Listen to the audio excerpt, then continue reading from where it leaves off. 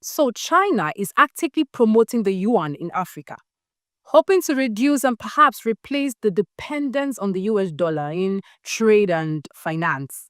This isn't new, but what is happening right now marks a clear acceleration. Let's break it down. A few days ago, we learned that Kenya is negotiating with China to combat a 5 billion loan for its flagship high-speed railway from US dollars into yuan, a move that could lower costs thanks to China's favorable interest rates. Well, China hasn't officially responded, but the implications are clear. Meanwhile, across Africa, there is move for dependence on local or regional currency. The Pan-African Payments and Settlements System, known as PAPS, launched in 2022, is already operational in 15 countries, cutting transaction costs from 30% down to 1% and potentially saving 5 billion annually. Now, to understand how we got here, right? The US dollar has been leading in global trade, especially in Africa, for years. But China's ties with Africa has also grown exponentially. In 2002, the trade ties between China and Africa was around 10 billion by 2022. Now, that number has grown into 282 billion.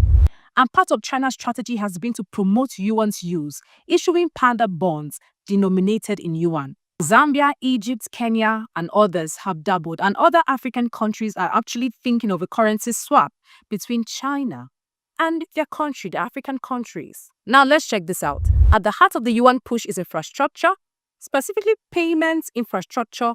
China's cross-border interbank payment system, or CIPS, is its answer to the Western-dominated SWIFT system. CIPS allows direct yuan settlement without dollar intermediation. In mid-2025, African institutions like the African Exports-Imports Bank and South Africa's Standard Bank became direct members of CIPS, meaning they can now process yuan transactions directly.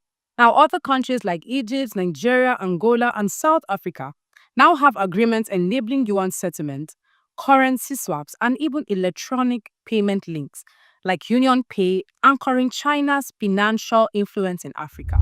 Now, this is more than financial maneuvering, it's geopolitical. The trust in the US dollar is declining globally, and others are looking for a way out. The BRICS bloc have begun bypassing the dollar in favor of regional or national currencies. But Africa's push is as much practical as political. Now, using yuan-denominated systems means cheaper trade, lower dependence on unstable dollar markets, and reduced exchange rate risk. So China is pushing its way to ensure that its yuan expands across Africa, and Africa is looking for a way to reduce dependence on dollar, as well as, lower the cost of things. What do you have to say about the story? Comment your thoughts and do not forget to share, like, subscribe, and turn on your notification button. My name is Lynient.